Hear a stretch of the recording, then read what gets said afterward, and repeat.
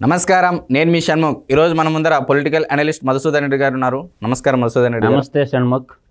CM YS Jaganmohan Reddy గారు అసెంబ్లీలో మాట్లాడుతూ చంద్రబాబు నాయుడు గారికి అంతఃకరణ శుద్ధి లేదు, చిత్తశుద్ధి లేదు, మేమే సంక్షేమం చేశాము, చంద్రబాబు గారు ఎటువంటి సంక్షేమం చేయలేదు, అంతఃకరణ శుద్ధితో మేము ప్రజాపాలన చేశాము, సంక్షేమంలో మమ్మల్ని మించిన ప్రభుత్వం దేశంలోనే లేదు అని చెప్పేసి ప్రకటిస్తున్నారు. మరి దీనిపై మీరు ఏ విధంగా స్పందిస్తారు? జగన్మోహన్ రెడ్డి బైబిల్ మాటలు వద్దు మనకి, భగవద్గీత మోడీ మాటలు చెప్తా నేను. ఏంటే జగన్మోహన్ రెడ్డి చెప్పేదండి బైబిల్ మాటలేగా, మోడీ భగవద్గీతగా చెప్పేదే. భగవద్గీత మాటలు నేను చెప్తా. ప్రజాస్వామ్యంలో రాజ్యాంగం మాటలు కూడా చెప్దాం. జగన్మోహన్ రెడ్డి నన్నే ఎన్నుకున్నారు ప్రజలని అనుకుంటుండ్రు. జగన్మోహన్ రెడ్డితో పాటు భారత రాజ్యాంగంలో ఇద్దరు కొంటది చెక్కు పవరు. వాళ్ళిద్దరి పేర్లు చెప్పు షణ్ముఖ్. ఈ దేశంలో చెక్కు పవర్ ఉండేది ఇద్దరికే, భారత రాష్ట్రపతికి, సెకండూరా సర్పంచ్కి. ప్రధానికి ఉండదు. మీకు అర్థం కావటం వల్ల కుర్రపిల్ల వాళ్ళకి చెక్కు పవర్ ఉండేది ఇద్దరు వ్యక్తులు. భారతదేశ ఎవరికే? రాష్ట్రపతికిను సర్పంచ్. భారత రాజ్యాంగాన్ని 42వ రాజ్యాంగ సవరణ చేసి 1992లో అర్థమైందా 73, 74 ఆర్టికల్ చేసి పంచాయతీకి నిధులు డైరెక్ట్గా వచ్చేసినాయి. పంచాయతీ సర్పంచ్ని రాజకీయ పార్టీలకి అతీతంగా ఎన్నుకుంటారు. ఆ సర్పంచ్ నిధులు దొంగతనం చేసిన పెద్ద దొంగ జగన్మోహన్ రెడ్డి. అవునా? ప్రజలు నిన్నెట్టా ఎన్నుకున్నారో, గాంధీజీ కలల కన్నా గ్రామ స్వరాజ్యం అని ఎవడో రాసిచ్చిన జీవీడి కృష్ణమోహన్ రాసిచ్చిన 2.5 లక్ష అక్షరాలు కాదు నువ్వు మాట్లాడాల్సిందే. 2.5 లక్ష ఇచ్చి జీవీడి కృష్ణమూర్తికి ఈనాడులో పనిచేసినటువంటి మాజీ విలేకరుకే రాసిచ్చుకుంటుండవు కదా, రాతలు కూడా రాపించుకుంటుండవు కదా. అవి కాదు. భారత రాజ్యాంగం ప్రకారం ఆర్టికల్ 73, అమెండ్మెంటు 74. 73, 74 ఏంటి? దేనికి సంబంధించింది? 73 ఏమో పంచాయతీలకు సంబంధించింది, 74 ఏమో మున్సిపాలిటీలు, కార్పొరేషన్లకు సంబంధించింది. కాబట్టి కేంద్ర ప్రభుత్వం నిధులు వాడు ప్రకాష్ రాజు ఐసుగడ్డ చూపిస్తాడు. ఐసుగడ్డ పట్టుకొని ఇట్టా పెట్టుకుంటా వచ్చే కిందకి 15 పైసలు కూడా బాగటం లేదని స్వర్గీయ రాజీవ్ గాంధీ అంటే ఇట్లా కాదు, అన్యాయం జరుగుతుందని చెప్పి కేంద్రం నుంచి డైరెక్ట్గా వచ్చేటటువంటి పంచాయతీ నిధులు 8,600 కోట్ల రూపాయలు నాకేసిండా లేదా? ఇవాళ సర్పంచుల్ని లాఠీ కర్రలు పెట్టి కొట్టిస్తుండా లేదా? అంటే పోలీసు వ్యవస్థ అంతా సీఎంకి బానిసలా ఏంటి? ప్రజలు ఎన్నుకోవాలా సర్పంచులనే? నేను ఎప్పటి నుంచో చెప్తాండా ఆ యాదవులకి, సర్పంచులకి, వాళ్ళు బుద్ధి లేని, సిగ్గులేని ఆ సర్పంచులు రాజ్యాంగం పనిచేయటం లేదు, భారతదేశంలో రాజ్యాంగం పనిచేయటం లేదు, సుప్రీంకోర్టులో ఒక పిల్లు వేయండిరా అని చెప్పా. ఒక్కడేళ్ళ పిల్లు సర్పంచులు. ఈ సిగ్గుమాలోళ్ళు రోడ్డు మీద తిరిగితే ఉపయోగం ఏముందా? ఈ సర్పంచులకు కూడా సిగ్గు లేదు. ఈ సర్పంచులు ఏం చేయాలంటే డైరెక్ట్గా పోయి రాజ్యాంగాన్ని కాపాడాల్సిన్నది ఎవరు? ముఖ్యమంత్రి. రాజ్యాంగాన్ని కాపాడాల్సింది ఏంటంటే గవర్నరు.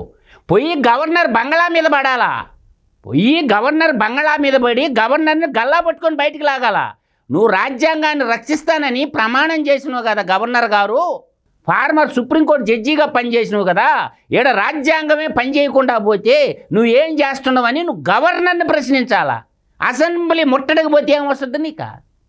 అసెంబ్లీకి కాదు, రాజ్యాంగానికి అధ్యక్షుడు ఎవరు? రాజ్యాంగం ద్వారా కదా వీళ్ళకి హక్కులు సంక్రమించింది సర్పంచులకి. మీరు ఎవరు ముట్టడించాలా? ఈ శివు నెత్తురు సిగ్గు లజ్జ ఏదన్నా ఉంటే సర్పంచులకి, ఆంధ్రప్రదేశ్ సర్పంచులకి పోయి ఏం చేయాలంటే గవర్నర్ని ముట్టడించాలా. రాజ్భవన్ ముట్టడించే బయటికి గుంజుకొని రావాలి గవర్నర్ని. రాజ్యాంగం అనేది పనిచేయనప్పుడు, రాజ్యాంగాన్ని తుంగలో దొక్కేస్తున్నప్పుడు ఏం చేయాలా? గవర్నర్ని పట్టుకోవాలి గల్లా. అది వదిలేసి సర్పంచులు అసెంబ్లీ ముట్టడికి పోతే లాఠీ దెబ్బలు వస్తాయి. పోలీసు వాళ్ళు కాళ్ళు పట్టుకుంటే ఏమొస్తాయా? ఏమి రావు. నేను అంటుండేది ఫైనల్గా చెప్తున్నాను షణ్ముఖ్, వీళ్ళు సుప్రీంకోర్టులో పిల్లేలా, ఇప్పటికేలా పిల్లు. మా నిధులు కేంద్ర ప్రభుత్వం ఇచ్చినాయి, రాష్ట్ర ప్రభుత్వం దొబ్బక తిన్నది, దొంగతనం చేసింది అని చెప్పి వీళ్ళు కానీ పిల్లు కానీ వేసుంటే వీళ్ళకి ఎప్పుడో తన్నుకుంటా వచ్చే నిధులు. ఈ సర్పంచ్ సంఘం అధ్యక్షులు అందరూ పోయి సుప్రీంకోర్టులో పిల్ల ఇచ్చు కదా, కాన్స్టిట్యూషన్ వైలేషన్ జరుగుతున్నప్పుడు ఇప్పుడు వీళ్ళు పెట్టాల్సిన కాడ కేసులు పెట్టకుండా సుప్రీంకోర్టుకు పోకుండా ఈడ ధర్నాలు చేస్తే ఏం చేస్తారా? ఏం కాదు. ఇదంతా ఫెయిల్యూర్ ఆఫ్ సర్పంచులు. మరి జగన్మోహన్ రెడ్డి గారు అసెంబ్లీలో అదే విధంగా మాట్లాడుతూ చంద్రబాబు గారు రాష్ట్ర ప్రజలకు వెన్నుపోటు పొడుస్తున్నారని చెప్పేసి అంటున్నారు. మరి జగన్మోహన్ రెడ్డి గారు ఏ అంతఃకరణ శుద్ధితో ప్రజలకు సంక్షేమం చేస్తున్నారు ఒకసారి రాష్ట్ర ప్రజలు? ఇప్పుడు జగన్మోహన్ రెడ్డి ఎన్నుపోటు ఎవరెవరికి పొడిచిందో నవరత్నాల్లో ఒక్క రత్నం గురించి చెప్తా. ఇప్పుడు ఎలా ఎన్నుపోటు పొడిచిండు ప్రజలకి. వైఎస్ఆర్ రైతు భరోసా. జగన్మోహన్ రెడ్డి గారు ఇది నువ్వు ఇను, ఇది ఎన్నుపోటుగాక ఏమంటారో ఇను. అర్థమవుతుందా? ఆయన మేనిఫెస్టోనే చెప్తాను, నా సొంత కవిత్వమే వద్దు. ప్రతి రైతు కుటుంబానికి పెట్టుబడి కోసం 50,000 ఇస్తాం. పంట వేసే సమయానికి మే నెలలో 12,500 ఇస్తాం అని చెప్పిండు. ఎవరు? జగన్మోహన్ రెడ్డి గారు చెప్పారు. ఆయనే చెప్పిండా? మేనిఫెస్టోలో కూడా పెట్టారు. పెట్టారా? ఇచ్చిండా జగన్మోహన్ రెడ్డి? మోడీ ఇచ్చిండు 2,000, 2,000, 2,000 3 దప్పాలుగా 2,000 ఇస్తే 6,000 మోడీ ఇచ్చిండు. దాంట్లో 6,000 తీసేయి, ఇంకెంత? 7,500 రూపాయలే కదా జగన్మోహన్ రెడ్డి ఇచ్చిండా. అంటే ప్రజలకి ఎన్నుపోటు పొడిచిన మాట వాస్తవమే కదా.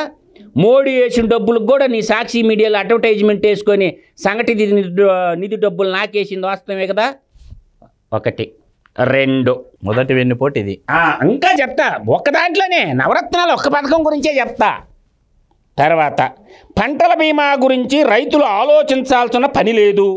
రైతన్న చెల్లించాల్సిన బీమా ప్రీమియం మొత్తాన్ని మేమే చెల్లిస్తాము. చెల్లించినా ఎప్పుడెప్పుడు ఎంత చెల్లించినవో రైతుల తరపున బీమాని ఒకసారి శ్వేతపత్రం రిలీజ్ చేయి.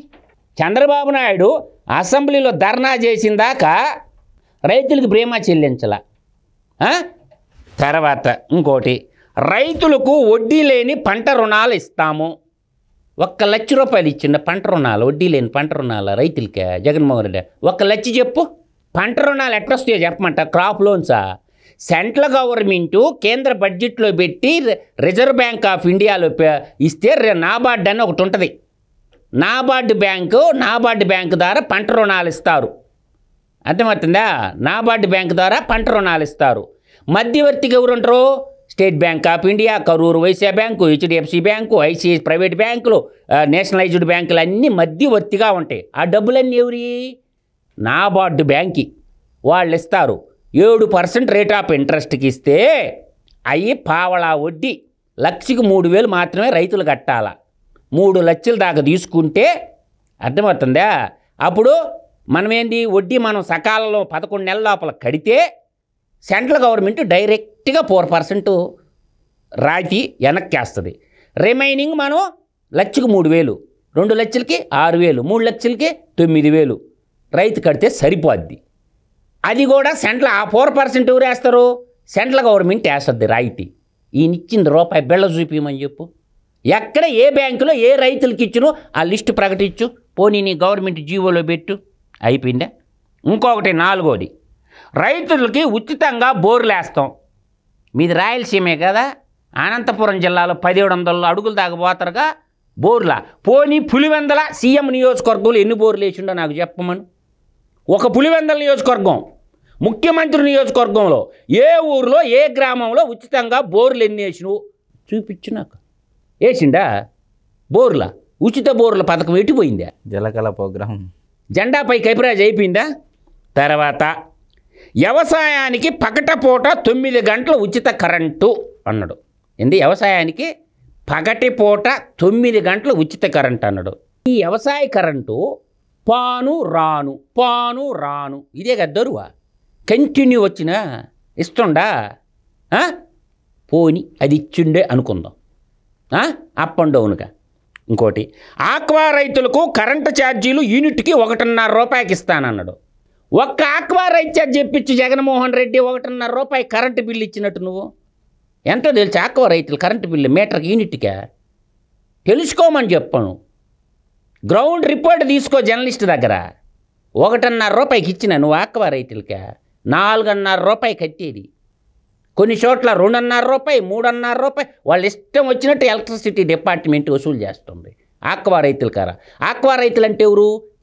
చేపలు పెంచేవాళ్ళు, రొయ్యలు పంచేవాళ్ళు అందరూ అప్పులు ఊబిలో కూరుకోబోయారు ఈయన ముఖ్యమంత్రి అయిన తర్వాత. వద్దురా నాయన ఈ రొయ్యల సాగు అనే కాడికి పడిపోయింది. ఆక్వా రంగం కుదేలైపోయింది. తర్వాత 3,000 కోట్లతో ధరల స్థిరీకరణ నిధి ఏర్పాటు చేస్తానన్నాడు. లేదు. పంట వేసిన ముందే రేట్లు కూడా ప్రకటిస్తాం, గిట్టుబాటు ధర అంటారు దాన్ని. గిట్టుబాటు ధరకు గ్యారంటీ ఇస్తాం. లేదు. ఏ ఒక్క ఊరిలో గిట్టుబాటు ధరలకు నువ్వు కొన్నావో 3,000 కోట్లు ఏ అకౌంట్లో పెట్టినో చెప్పు జగన్మోహన్ రెడ్డి. ఎందుకో నీవు నిజాలు మాట్లాడితే నీకు మునీశ్వరుడు శాపం పెట్టిండు, నిజం మాట్లాడితే జగన్మోహన్ రెడ్డి శిరస్సు 1000 ఒక్కల వద్దంట. అందుకని జగన్మోహన్ రెడ్డి నిజాలు చెప్పడు. ఆయన మేనిఫెస్టోలో చదువుతున్నా నేను. చెప్పమని చెప్పే రైతున ముందుకొచ్చి నేను చదివినవన్నీ వాళ్ళ మేనిఫెస్టోయే. తర్వాత 4,000 కోట్లతో ప్రకృతి విపత్తి సహాయ నిధి ఏర్పాటు చేసిన.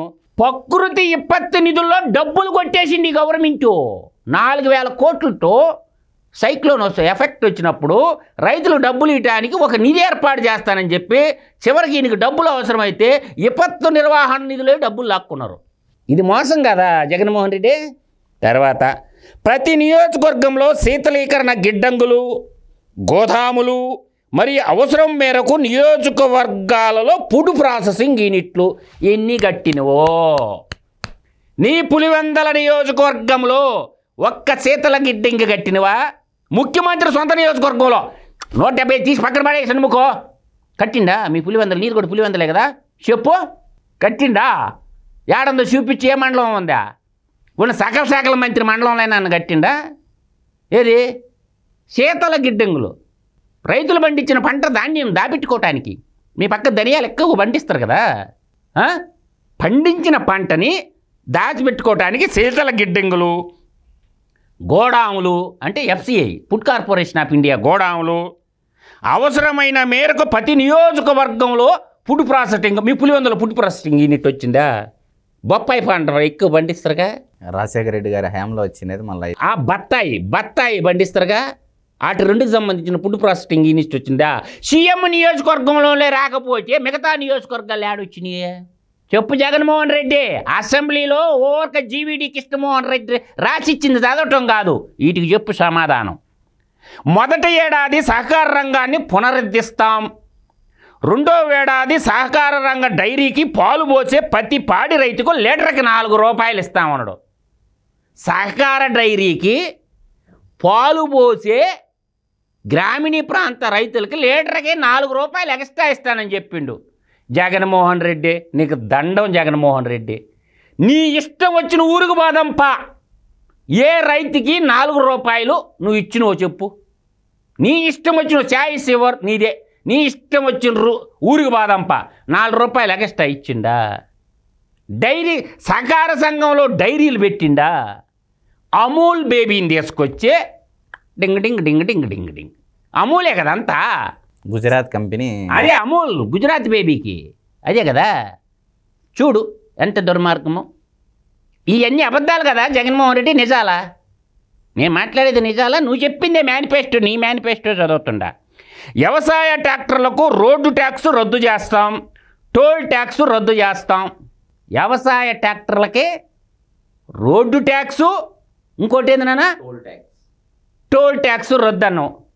ఈ మధ్య ఎవరన్నా ట్రాక్టర్లు కొనుక్కున్నట్టు రైతులు సమాధానం చెప్పాలి దీనికి. రోడ్డు ట్యాక్స్ కట్టకుండా ట్రాక్టర్ బయటకు వస్తుందా షోరూంలో నుంచా? కొన్నప్పుడే జెండా పైకెప్పరాజు. టోల్ కట్టకుండా నేషనల్ హైవే నుంచి ట్రాక్టర్ బానిస్తాడా? నీ చేతిలో ఉందా టోల్ ట్యాక్సా? అది సెంట్రల్ గవర్నమెంట్ చేతిలో ఉంది. అది నీ చేతిలో ఏమన్నా ఉందా? టోల్ ట్యాక్సు, రోడ్డు ట్యాక్సు, ఎత్తిపోతల పథకం కింద నీ మేనిఫెస్టోలు పెట్టిన అబద్ధమే కదా జగన్మోహన్ రెడ్డి. తర్వాత ప్రమాదవశాత్తు లేదా ఆత్మహత్య చేసుకొని చనిపోయిన రైతు కుటుంబానికి వైఎస్ఆర్ బీమా ద్వారా 7 లక్షల రూపాయలు ఇస్తాం.